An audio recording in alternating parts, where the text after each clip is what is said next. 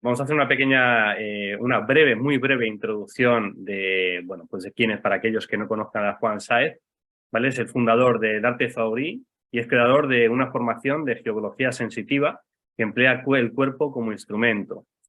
Eh, lo creó fundamentalmente para difundir el arte zahorí e imparte conferencias y formaciones en varios países. En Brasil fue nombrado presidente honorario del Instituto Brasileño de Geobiología, Bioconstrucción y Arte Zahorí. Es escritor de varios libros, entre ellos Lugares de Poder. Y bueno, con él a principios de mayo tenemos organizado a través de Genidea Experience, Genidea Travel, que Marta Vilches, que está aquí también con nosotros, es mi compañera y en el ámbito de comunicación la responsable, estamos organizando para que podáis disfrutar y que, bueno, luego compartirá un enlace tanto en el chat como a través de los WhatsApp y los correos que tenemos para que podéis, si queréis más información al respecto. Pero bueno, fundamentalmente, aunque esto es una breve introducción, me gustaría preguntar, Juan, ¿realmente quién eres? Bueno, claro, eso es complejo. Mi suegro, que es así como muy ortodoxo, cuando me preguntaba, pero ¿tú de qué trabajas? Era bastante difícil porque, digamos, soy polifacético. Soy escritor, soy geobiólogo, soy zahorí, soy investigador, profesor, un poco de todo. Mi trabajo se basa en la sensibilidad corporal y la aplico pues prácticamente a todas las actividades que hago, desde ir a la compra hasta elegir un sitio donde comer o ubicar la cama. Y entonces comparto digamos, estos protocolos para activar la sensibilidad corporal, para interpretar lugares o para la gente que active su propia percepción, su propia sensibilidad y con eso mejore su lugar y su vida, aumente su nivel energético, su bienestar. Ese es, digamos, mi modus operandi, ¿no? Bueno, es una persona muy interesante, ya hablo del ámbito personal y como amigo, que creo que siempre tiene mucho que aportar, aparte que esa parte no solo de conocimiento, sino sensitiva, en las diferentes actividades que realizamos, pues de alguna manera es lo más notorio y que de alguna manera sabe transmitir a las personas que asisten a estos talleres, a estas actividades, porque no deja de ser un conocimiento que de alguna manera tiene que ser transmitido a otras personas que puedan sentir esos lugares, como ya nuestros ancestros lo sentían y por eso ubicaban determinadas construcciones o elementos arquitectónicos, porque tenían muchas más funciones que el ámbito religioso, sino de una conexión con el cielo-tierra, incluso ámbito de salud, etcétera, etcétera. Pero bueno, estamos hablando de Galicia, que es una zona, para aquellos que no lo conozcan, del noreste de la península ibérica, que lógicamente tiene un clima especial, por decirlo de alguna manera, ¿no? Es un lugar con muchas lluvias, muchas precipitaciones que hacen que haya, bueno, que lo digan algunas veces, que es el país de los 1000 ríos, ¿no? 1000 rías. Y esa ubicación, que también viene de alguna manera influida por la climatología, por las corrientes del Golfo de México y luego esa zona de unión entre lo que es el mar Cantábrico y el Atlántico, pues genera una singularidad. Y de hecho, se habla de la conexión que hay de Galicia con los celtas. Hay autores que hablan de que los celtas nacieron en Galicia y otros que no, que han hecho otras investigaciones y que lógicamente hablan de que en la era de la glaciación pues se refugiaron en la zona de Galicia y cuando pasó esa glaciación pues emigraron o volvieron a Inglaterra, Irlanda y toda esa zona, ¿no? Pero bueno, para ti Galicia, ¿qué significa, antes de que entremos en el punto concreto de San Andrés de Teixido, qué significa para ti ese Bueno, país, por decirlo de una manera? Galicia para mí es la quinta esencia del Camino de Santiago. El Camino de Santiago para mí es una línea de energía, de conciencia, que comienza en el Cabo de Creus y acaba en Finisterre. Y ese eje que estructura todo el norte de la península, pues es como si la energía se dirigiera hacia el oeste y allí pues hay un crisol donde se concentra esta, vamos a decir, esta capacidad de trascender, que aquí en San Andrés de Teixido, pues es, digamos, como el punto, como el culmen de esta energía, ¿no? Y referente a los celtas, hay autores que vinculan los celtas con Turquía. Turquía, digamos, toda la meseta de Armenia, toda esa zona se llamaba antiguamente Galacia. Y de allí hubo un movimiento de migración hacia Europa y llegaron a la Galia, a Gales en Inglaterra y a Galicia. Y antiguamente todavía había territorios más extensos. Es decir, hubo un pueblo o unos pueblos que tenían una base cultural común que ocuparon desde Asia Menor hasta el occidente de Europa, hasta Galicia, que sería el punto más occidental. Era una gente que no tenían, digamos, una visión de nación, sino que cada tribu pues, se gestionaba por su cuenta, pero sí que tenían un panteón de divinidades común, tenían unas costumbres comunes y tenían una forma de interpretar la vida que compartían. Luego, pues bueno, ya sabemos, la presión del Imperio Romano acabó de fracturar esta Pangalia o este conjunto de naciones galas, pero hay escritos, tanto de griegos como egipcios, que tenían en muy alta estima, en muy alta consideración al pueblo galo y a todo su conocimiento, ¿no? Hay que saber que los galos traspasaban su conocimiento de forma oral a través de los bardos, a través de lo que luego en la Edad Media se llamaría los juglares. Entonces, a través de poemas y de gestas épicas, pues transmitían todo su saber, sus conocimientos de plantas, de los ciclos estelares, bueno, de todas las cuestiones que atañían a esa cosmogonía, a ese entendimiento de lo que era el universo en la antigüedad. Y lo hacían de forma oral. Por eso, hasta que en el siglo VIII o IX no empieza a haber, digamos, monjes, principalmente cristianos, que transcriben conocimiento que les ha llegado de los celtas, no tenemos una fuente más, digamos, fidedigna, porque en épocas anteriores sí que hubo historiadores romanos que transcribieron información de los celtas, incluso Julio César, ¿no? en la Bellum Gallici, en la guerra de la Galia.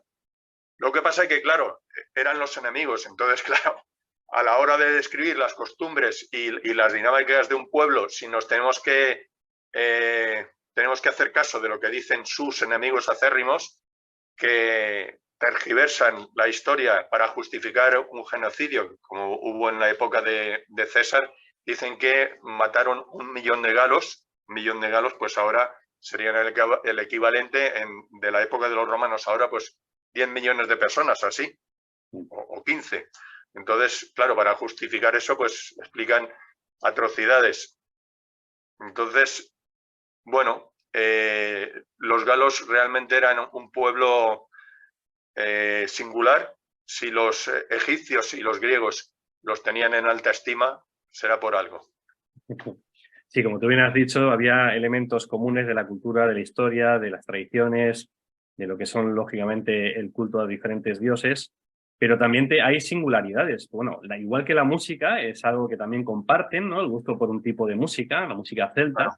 Pero hay singularidades como, por ejemplo, o una curiosidad, que es que la gaita gallega es diferente al resto de las que pueden ver en la zona atlántica, ¿verdad? ¿Tú que te gusta claro. El tema de la música? Claro, sí.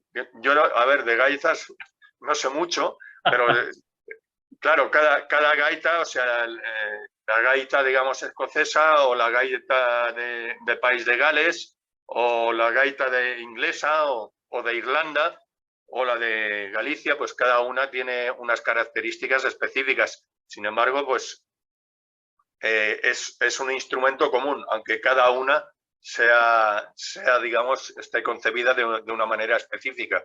Pero fuera de estos países, creo que no hay muchas más gaitas en todos los sitios. O sea, la gaita sería el instrumento típico de este pueblo, aunque cada una le diese su idiosincrasia especial. Bueno, ya has hablado de lo que es o lo has nombrado por lo menos, el Camino de Santiago, que lógicamente es un elemento vertebrador de toda Galicia o toda la península y es conocido a nivel internacional. ¿Qué nos puedes decir de esa conexión que hay de San Andrés y esos puntos con lo que es el Camino de Santiago? Bueno, a ver, el Camino de Santiago, como indica su nombre, es Santiago de Compostela, es decir, del campo de las estrellas. Es el camino que te lleva desde aquí, desde el plano terrestre, te lleva al plano celeste, es decir, te permite trascender. Entonces hay un paralelismo muy claro entre, digamos, este camino y San Andrés de Teixido. ¿Por qué? Porque San Andrés de Teixido, hay una leyenda que San Andrés estaba pescando, estaba navegando en el, digamos, norte de la península, y las olas le llevaron hacia los acantilados de allí de Ortegal, de Cedeira, y su barca embarrancó. Entonces, bueno, se le apareció Dios y le dijo que no se preocupase, que allí habría un lugar de peregrinación tan importante que todo el mundo iría allí, y que no se preocupase porque el que no fuera de vivo tendría que ir luego de muerto. Dice la tradición o dice la leyenda que se reencarnaría 3 veces en animal, y entonces iría allí en peregrinaje. Entonces, bueno, hay teorías animistas en Brasil que todos, digamos, los seres encarnan un espíritu humano en una diferente fase de evolución o de encarnación. Y entonces allí en San Andrés de Teixido, pues la gente tiene cuidado de eso, de no pisar a ningún bichito ni de molestar a ningún animal, porque piensan que van allí a rendir pleitesía al santo. Entonces es un lugar de trascendencia, es un lugar, digamos, para vincularte con el más allá, y por lo tanto también es un lugar que nos permite vincularnos con nuestra línea de ancestros. Entonces, referente a esto, hay un tema muy interesante que, igual que cuando muere algún, digamos, alguien de la familia y nos deja en herencia algo, nuestros ancestros tienen sus dones. Pues hay uno, pues, que igual sabía escribir, otro tenía un talento para la música, otro era más organizado, lo que fuera. Entonces, eso está en nuestro linaje. Entonces, hay que reclamarlo, hay que pedirlo, igual que cuando, pues, el tío aquel que fue a América que muere y queda en, digamos, una herencia, y hay que reclamarla, si no, no te llega. Pues esto es lo mismo, o sea, cualquier cosa del linaje se puede reclamar, temas que nos interesen. Pues a mí me gustaría ser más intrépido, o a mí me gustaría tener más carisma, o ser más creativo, lo que fuera. Yo eso lo puedo pedir porque está en mi linaje. Referente a esto también está no solo el linaje de sangre, sino el linaje de conocimiento. ¿Qué es el linaje de conocimiento? Cuando yo me pongo a estudiar tai chi, o me pongo a hacer meditación, o me pongo a hacer yoga, o danza, o arquitectura, o derecho, lo que sea, yo puedo pedir conectar con ese linaje, con esa línea de saber, y reclamar ese conocimiento, ¿no? Porque los maestros, digamos, cuando han trascendido, están ahí para brindar ayuda a sus seguidores. Y últimamente me refiero desde hace años, claro, no hay un vínculo tan directo con lo espiritual, así que están ahí esperando que nosotros pidamos, que nosotros hagamos ese vínculo y nos descarguemos ese saber. Entonces, se trata de hacer el vínculo. Entonces, una parte del trabajo que vamos a hacer allí en Santiago, en San Andrés de Teixido, es conectar con estos linajes, tanto de sangre como de conocimiento, para recuperar aquello que nos interesa, aquello que nos permite estar más completos. Sí, tú has comentado esa leyenda de lo que es la creación de lo que es San Andrés, el santuario que hay allí, pero también está lo de la Santa Envidia, ¿no? El que tenía San Andrés envidia de que todos los peregrinos pasaban por Santiago y no pasaban por ahí, al final le hizo esa promesa al Señor, ¿no? También con anterioridad, lógicamente, era una puerta al más allá de los celtas, ¿no? Y ha Claro, tenido en otros momentos su importancia porque no olvidemos que en el siglo XII pertenecía a la Orden de Malta, o sea que es un lugar de importante peregrinaje en el que se mueven muchas cosas, ¿verdad? claro, y también hay un vínculo con Afrodita, con Venus, porque, digamos, allí está la hierba de los enamorados, la hierba de enamorar, que dicen que si te pones un cinturón de esa hierba, entonces puedes enamorar a alguien. Y luego hay unos juncos, que es o xunco de ben parir, que es para dar a luz de una manera sin problemas, de una manera fluida.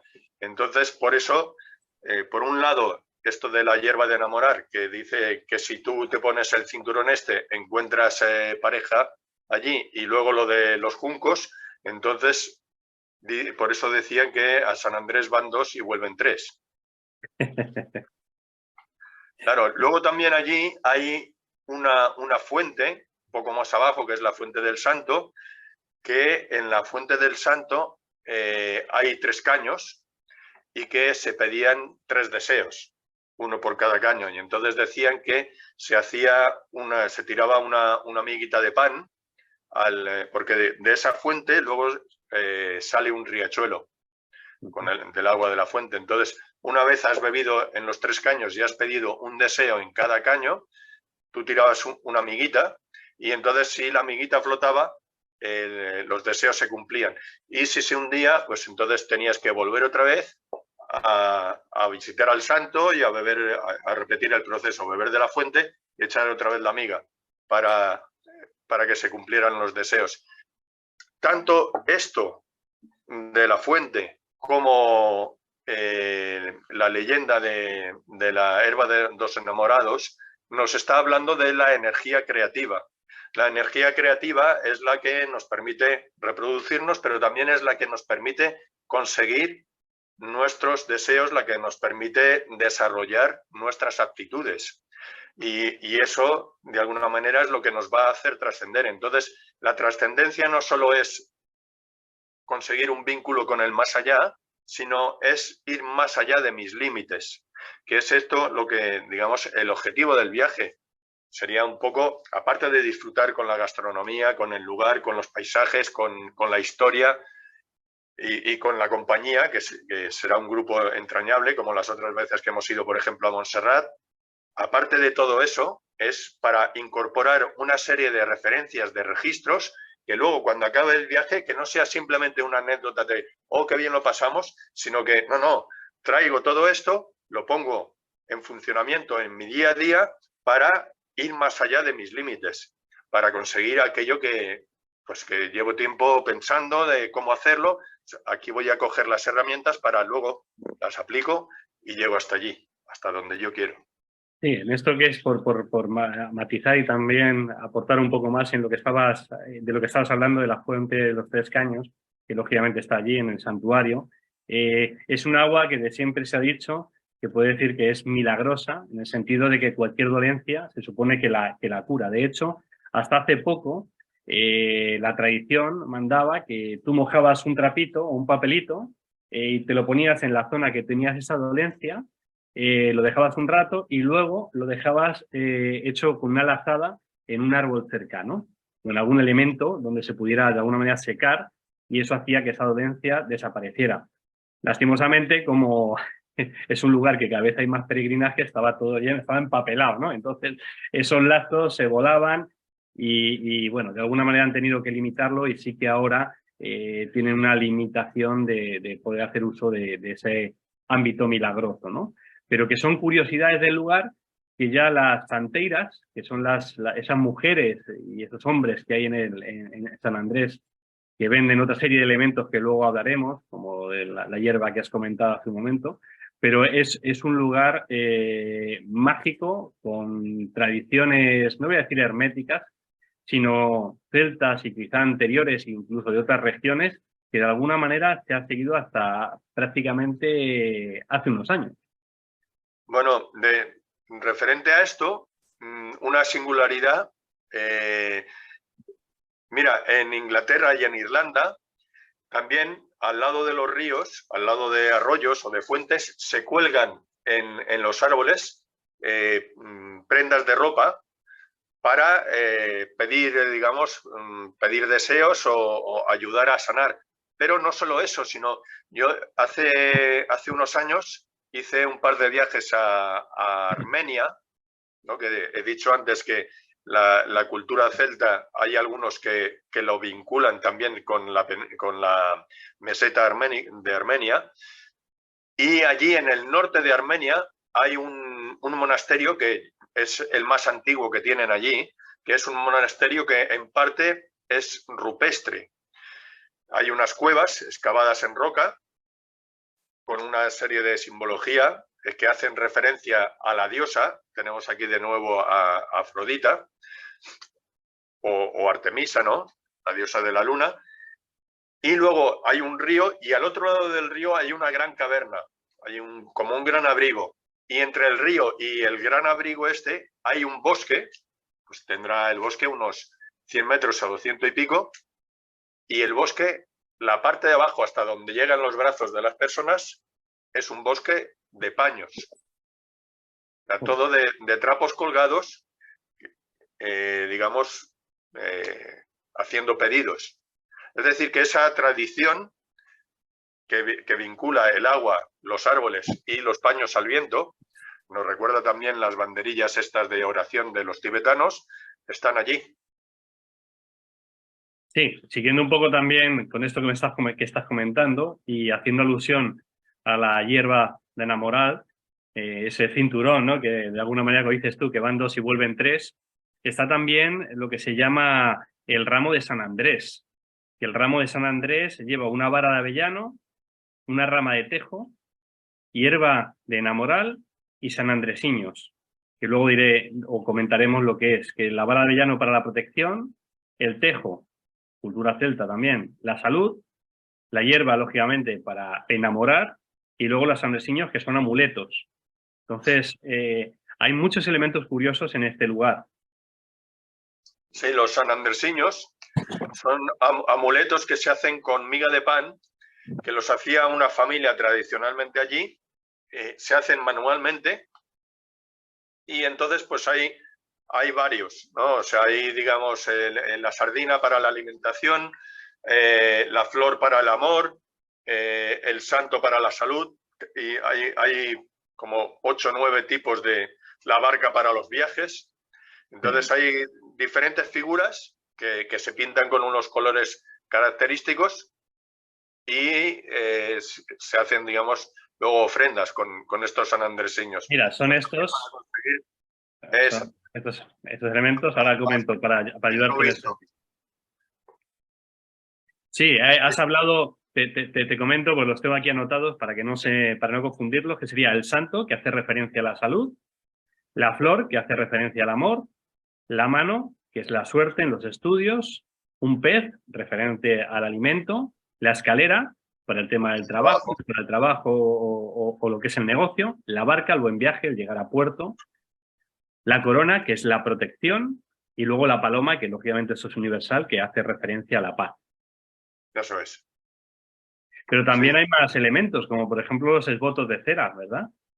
Claro, los esbotos de cera se colocan en una cueva que hay debajo, entre el santuario y la fuente, y estos esbotos son, digamos, gente que, como hay en muchísimos santuarios a lo largo y ancho de la península, personas que tienen dolencias Entonces ponen un esboto de cera que representa, pues yo que sé, una rodilla o una cadera o cualquier parte donde tiene una dolencia, lo ponen ahí y entonces lo que ocurre es que el santo, a través del esboto, le quita esa dolencia, le quita ese problema, esa enfermedad. Y entonces, como de agradecimiento, pues le dejan ahí el esboto. Claro, además en ese lugar que tú estás comentando suele haber incluso bastantes imágenes o fotos de familiares, incluso hay alguna maqueta de algún barco. O sea, es una manera de pedir ayuda o solicitar protección para esas personas o un ámbito de sanación que tú, como tú bien has dicho, de algún elemento del cuerpo que haya que sanar. Sí, esto ya lo practicaban los egipcios en la época de las pirámides, que es digamos, una magia por similitud. Tú pones un elemento parecido al que tú quieres curar o al que tú quieres proteger, lo entregas donde está la divinidad y entonces la divinidad se hace cargo de ti a través de ese elemento similar. Sí, bueno, hay también que recordar que aparte de este santuario, hay determinados elementos alrededor que también hacen que sea una zona única, ¿no? Como por ejemplo, Claro. la playa de Teisidelo, de arena negra, ¿verdad? Sí. Que Luego también, sí, dime. Sí, que es la única que es de las pocas que hay de arena no volcánica de ese color en el mundo. Claro. Luego también están los humilladeros.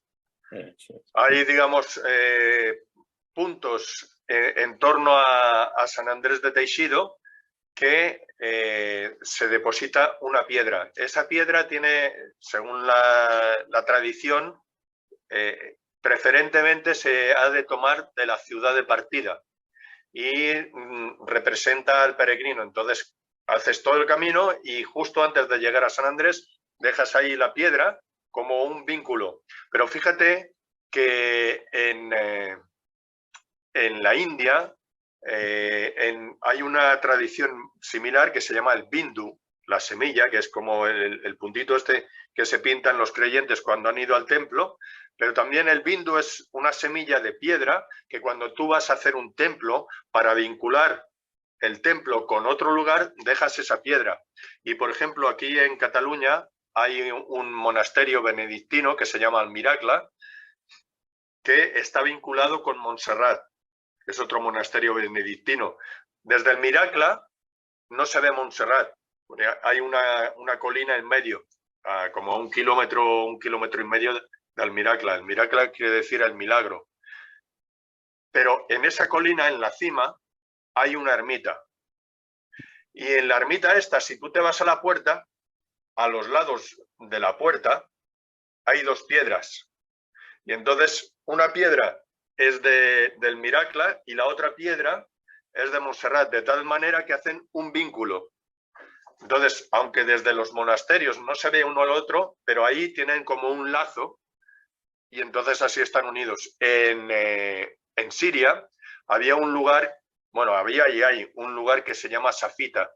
Safita era una iglesia fortaleza templaria, muy curiosa porque tú entrabas dentro de la iglesia y parecía una iglesia normal y corriente.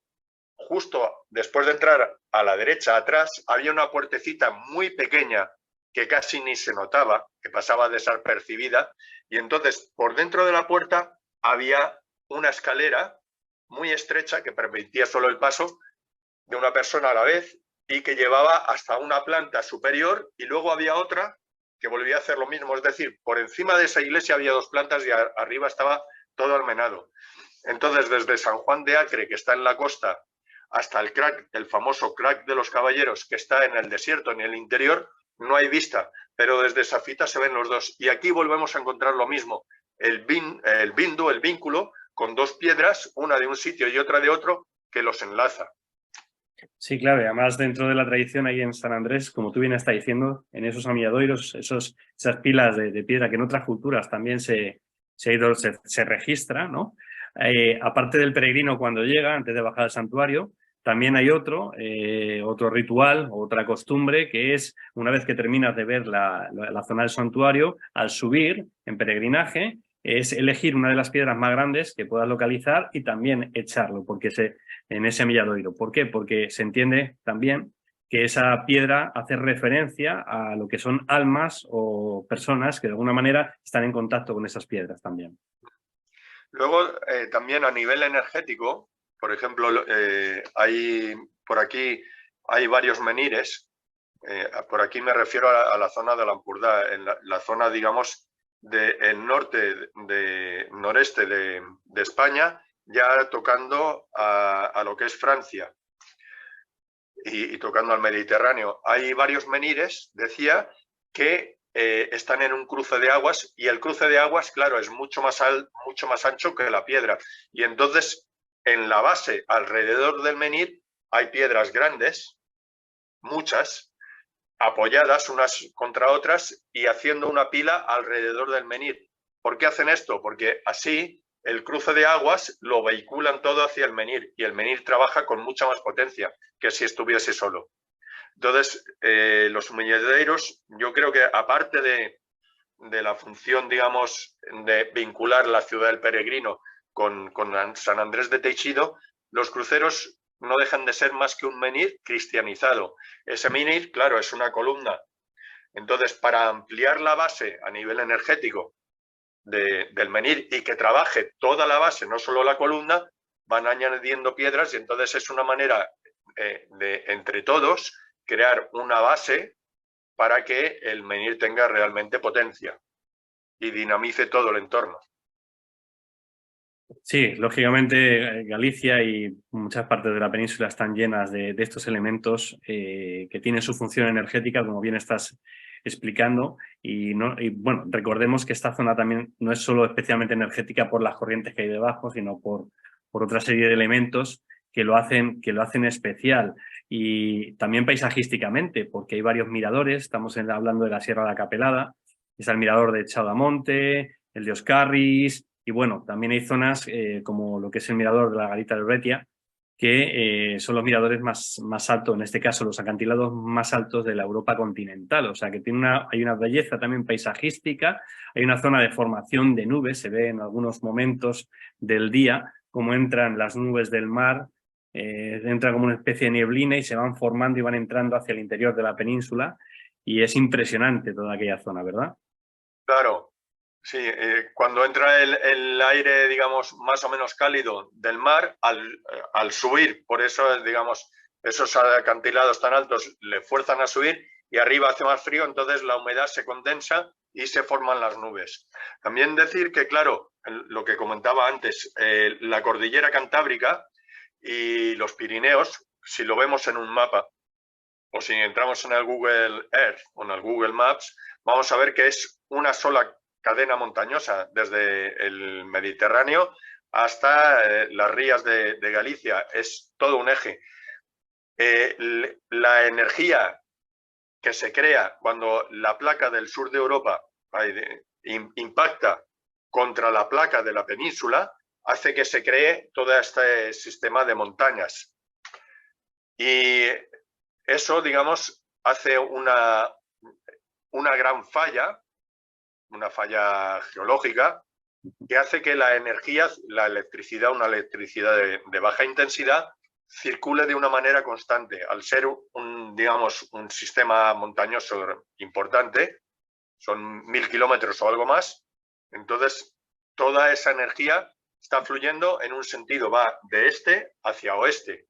Y entonces, claro, ¿qué es lo que ocurre? Cuando llega al término oeste, allí a San Andrés de Teixido, por ejemplo, o a Finisterre, allí es un punto donde hay una cantidad de energía extra que te permite, pues bueno, si conectas con ella y la aprovechas para lo que tú quieras, te permite alcanzar cosas que otras veces, pues igual necesitas una práctica muy larga o un tiempo largo de perseverar para conseguir tu propósito. Y ahí, al haber toda esa energía, ese tiempo se acorta. Es mucho más pequeño, es mucho más fácil, ¿no? Por eso también hay mucha gente, pues, que tiene un despertar espiritual o que tiene una sensibilidad más allá de lo normal al vivir en esa zona, ¿no? Por eso Galicia, tierra de maigas, Bueno, tierra de meigas porque hay toda esa energía extra. Entonces las personas, especialmente las mujeres, son muy sensibles. Ya tienen esa predisposición a nivel genético, tienen esa estructura, vamos a decir, ese hardware, ¿no? Esa estructura personal, energética, dispuesta para tener una sensibilidad especial. Cuando tú le añades la energía, entonces eso empieza a funcionar. Cosas que en otro lugar están como aletargadas, como latentes, ahí se activan.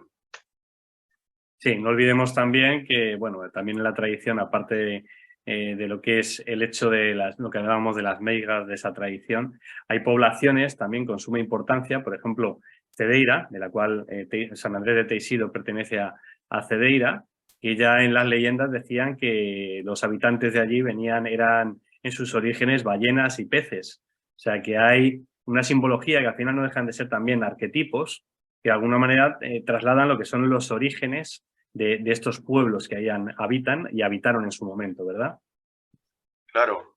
Bueno, hay en lugares, digamos, así, digamos, de una intensidad especial.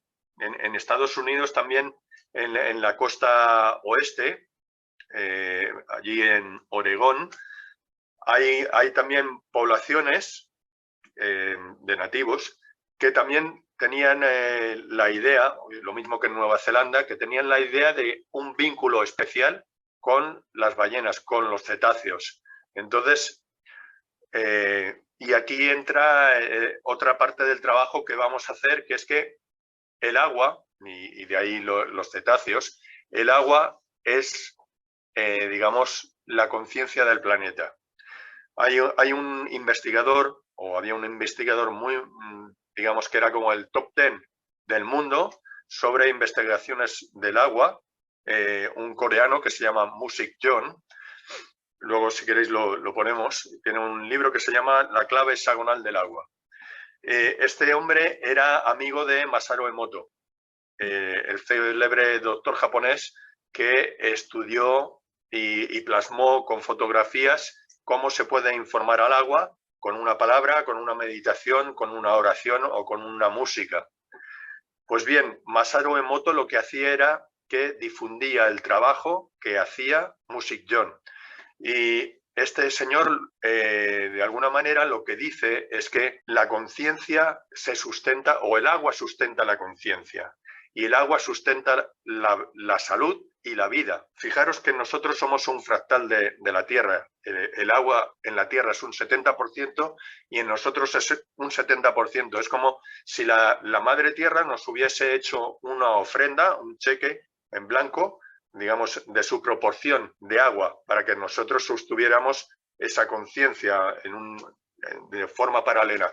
Entonces, cuando nosotros conectamos con el agua, y esto lo vamos a hacer en el viaje, vamos a conectar con la unidad. Tú te das cuenta que en esencia somos unidad, somos uno solo, y que la individualidad es como una ventana de esa unidad. Entonces, ¿qué es lo que ocurre? Cuando tú haces una conexión con el agua, estando con más gente, sientes esa individualidad, porque tienes tu visión particular, pero detrás está esa esencia y entonces eso te permite un vínculo desde lo entrañable, desde el amor, desde la unidad. Y bueno, es algo muy especial. Pierdes un poco la sensación de estar aislado y a la vez es como si fueras muy fuerte porque al no estar solo, estás conectado con los demás, sintiendo ese origen, sintiendo ese sustrato, esa esencia. Entonces es algo muy, muy hermoso. Y haremos allí, en las playas de Cedeira, en la laguna de Banduiño, haremos este trabajo con el agua. Entonces, bueno, aprovechando las aguas que hay allí, la fuente de San Andrés o cualquier otra, podemos utilizarla para hacer todos estos trabajos. Y hablando un poco del ámbito, bueno, que tú conoces e investigas desde hace muchos años, que tiene que ver con los petroglifos, que son pues uno de los elementos rupestres que hay más en lo que lógicamente en esta zona del noroeste de la península. Cuéntanos un poco sobre tus investigaciones, porque tienes libros tan interesantes como Lugares de Poder, en el que haces un análisis exhaustivo de determinadas zonas, de la orientación que tienen, y bueno, el Eso por qué es. están puestos. Cuéntanos un poco, por favor, en ese sentido. Bueno, en lugares de poder, los guardianes de la luz, yo hice un estudio, espacios sagrados, desde el neolítico hasta el gótico, de diferentes lugares de la península. Aquí Cataluña, País Vasco, Andalucía, del norte de Castilla, la cabecera del Pisuerga. Todos estos lugares, da igual la época que sean, no importa si son íberos, si son paleocristianos, da igual. Todos tienen en ellos los mismos ejes, solsticios, equinoccios, eginorte. Entonces, los petroglifos, muchos de ellos tienen estos ejes. ¿Y qué representa? ¿Qué significa que tengan estos ejes? Quiere decir que esos lugares, por un lado, tenían una intensidad energética a nivel de aguas y fallas muy importante. Además, tenían un vínculo con lo celeste. Lo que intentaban, tanto con los templos como con los petroglifos, era traer el cielo a la tierra y fijarlo aquí, para que hubiese una correspondencia, ¿no? Las leyes herméticas, como es arriba es abajo, como es adentro es afuera. Entonces intentaban fijar esa energía aquí para tenerla disponible todo el año, no solo en el momento del equinoccio o del solsticio. Hay que saber, por ejemplo, que cuando el solsticio de invierno, 21 de diciembre, es cuando empieza el ciclo solar, entonces es un momento propicio para nosotros iniciar un proyecto, para empezar cualquier idea, cualquier proceso que nos interese. O el equinoccio, está bien pues usar esa energía para establecer una estabilidad en el proceso que queramos. Por ejemplo, tengo una pareja, estoy bien con ella, me interesa que eso se prolongue, entonces voy a trabajar con la energía del equinoccio, ¿sí? Para darle una estabilidad y que eso perdure en el tiempo.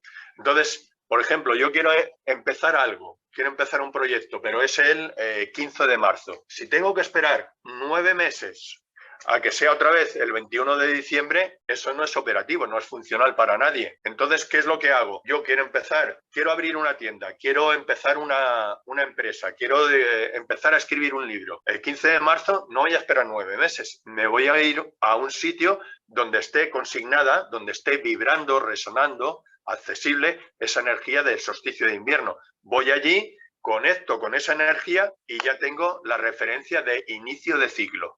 Es así como se utiliza en los templos. Sí. También lo puedes utilizar para rezar, para meditar, para interiorizar, para conectar con la divinidad que cada uno crea o considere, ¿sí? Pero también se puede utilizar de esta otra manera, una manera, digamos, más de estar por casa. Entonces, en los petroglifos, pues suele estar este tipo de energías accesibles para el que lo sepa leer. Y ya veremos, también lo aprenderemos. Yo daré los patrones, los protocolos, ya veréis que son muy sencillos, muy evidentes. Lo único que, bueno, simplemente hay que estar ahí y probarlo y ya está. Ya veréis que eso está al alcance de cualquiera. Al final lo que son las investigaciones, los arqueólogos, los antropólogos y bueno, todas las personas que hacen referencia o de alguna manera estudian los vestigios y determinados lugares, se dan cuenta de que hay una función aún más importante de la que en un principio se pensaba. De hecho, por poner un elemento comparativo con el tema de los castros, ¿no? Que los castros muchas veces se han asociado como zonas como ciudadelas, por decir una manera, donde estaba la cultura, el comercio y demás, pero hay castros, como puede ser el Baroña, por poner un ejemplo, que dices tú, si está está metido en el mar, o sea, y no hay agua potable, ¿cómo puede ser? O sea, tienen que tener también otra serie de funciones, ¿no? Claro, yo en el libro este de Lugares de Poder, Los Guardianes de la Luz, explico un poco mi visión desde mi experiencia, cómo se estructura una ciudad o cómo se estructura una ruta de peregrinación como por ejemplo el Camino de Santiago. Una ciudad, ¿qué es lo que hacen? Primero de todo, miran qué objetivo tiene esa ciudad, pues si es el comercio o si es la agricultura o si es la pesca o la minería o lo que sea. Entonces, cuando tú tienes un objetivo, buscas un lugar que sea afín a ese objetivo. Es decir, si yo voy a buscar un lugar para el comercio, entonces intentaré localizar un lugar que me permita ser elocuente, que me permita ser empático para saber cómo está la otra persona, poder conectar. Si voy a buscar un lugar para la ganadería o para la minería, buscaré un lugar que me dé fuerza física que me permita reponerme, que, digamos, me dé capacidad de sostener esa actividad. Entonces, cuando yo encuentro un lugar con esas características que expande mi ser en esa dirección, a eso lo llamamos un espacio sagrado. Un espacio sagrado es aquel que me permite acercarme a la totalidad de mi ser. Porque cuando yo mejoro mi parte física, mi parte mental, mi parte espiritual, por supuesto que va a crecer también. Y eso me va a acercar, me va a permitir conectar con la divinidad, me va a permitir conectar con el plano espiritual de una manera más plena, más íntegra.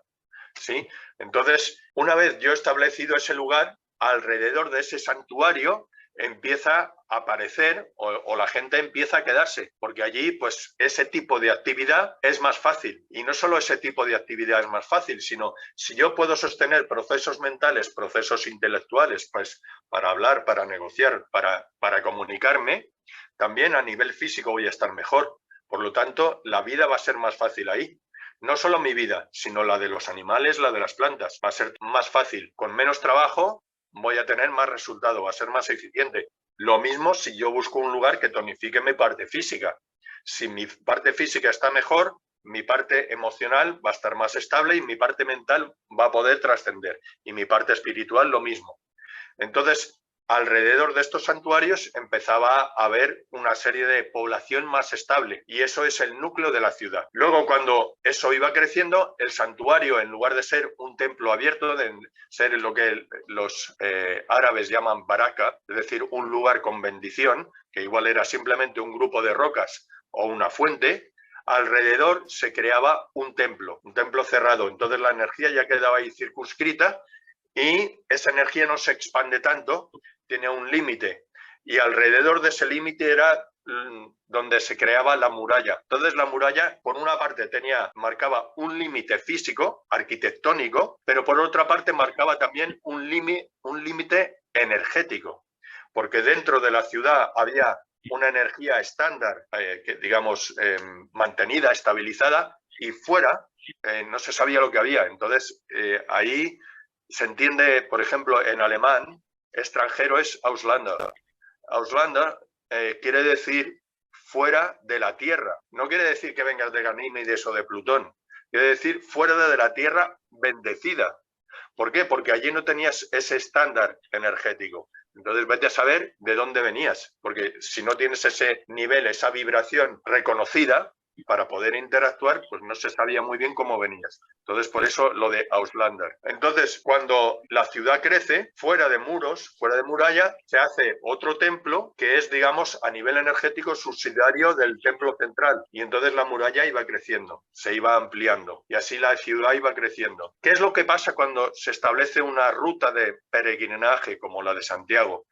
A lo largo del peregrinaje, a lo largo de la ruta, se establece diferentes puntos con el mismo objetivo o con un objetivo complementario. Por ejemplo, al principio del camino vamos a trabajar los chakras más, vamos a decir, inferiores. El primer chakra, segundo chakra, inferiores porque están más abajo en el cuerpo, no porque sean menos importantes a nivel energético. Esto es importante tenerlo en cuenta.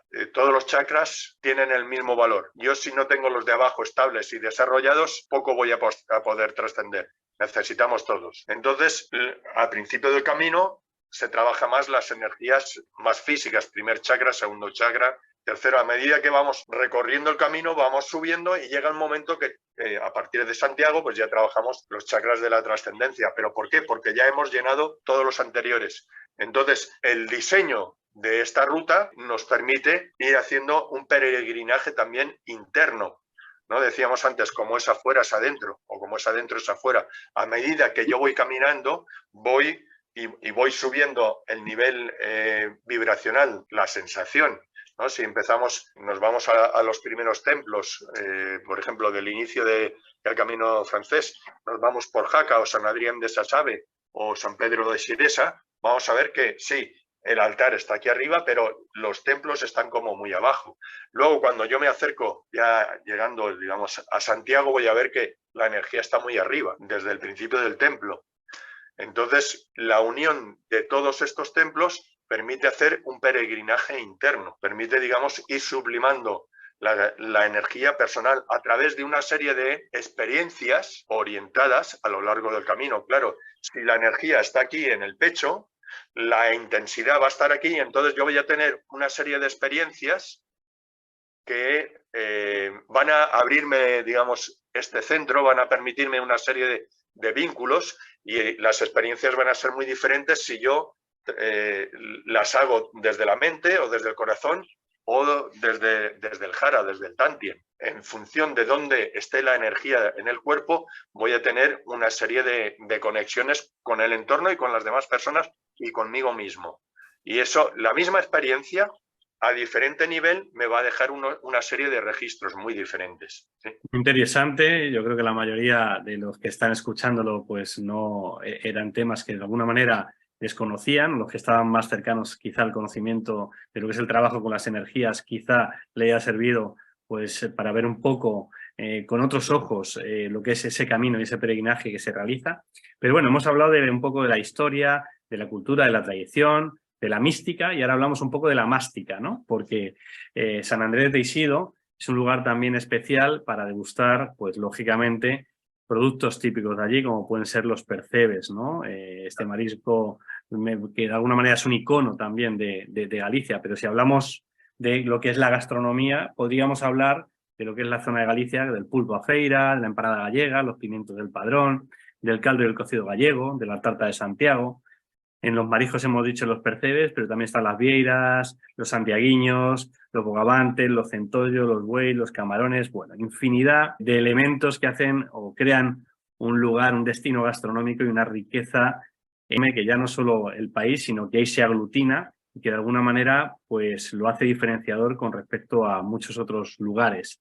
¿Qué nos puedes decir de esos manjares? Para Bueno, hacernos una boca agua. yo te digo que me guardes la cuchara. Allí, mira, en San Andrés de Teixido, claro, son muy famosos los percebes porque el agua fría de allí permite que haya este tipo de marisco. Pero claro, al ser unas aguas muy batidas, muy oxigenadas, con mucho alga, entonces son unas aguas muy limpias y entonces hay una vida, hay muchísima vida. Entonces, todo lo que es marisco, pescado, allí no tiene parangón en ningún otro lugar de la península y en pocos lugares del mundo, ¿no? Son unas aguas, sí, habrá sitios que hay mucha pesca, pero la calidad que hay allí en pocos sitios hay. Luego también, claro, lo que ocurre es que esa calidad de alimentación somos lo que comemos. Entonces, si tú comes algo que realmente tiene energía, pues no solo es que esté sano, es que tiene mucho chi.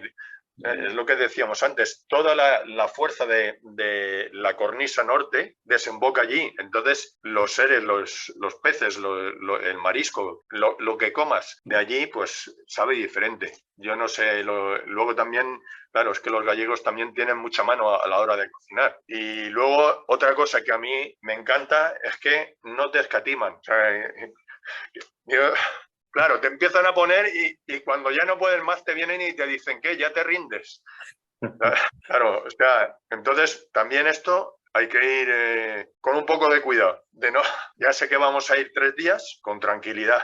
La comida allí es buenísima, la repostería, las empanadas, pan, todo lo que hay allí es increíblemente bueno. Sabe de otra manera. También que es por el aire que hay allí, por cómo se respira allí, el nivel de humedad lo que decías antes, el país de los 1000 ríos, la humedad que hay en el ambiente, esa pureza, porque al estar en contacto con la inmensidad del océano, con el Cantábrico también, hay otra forma de funcionar, de respirar, hay otra dinámica.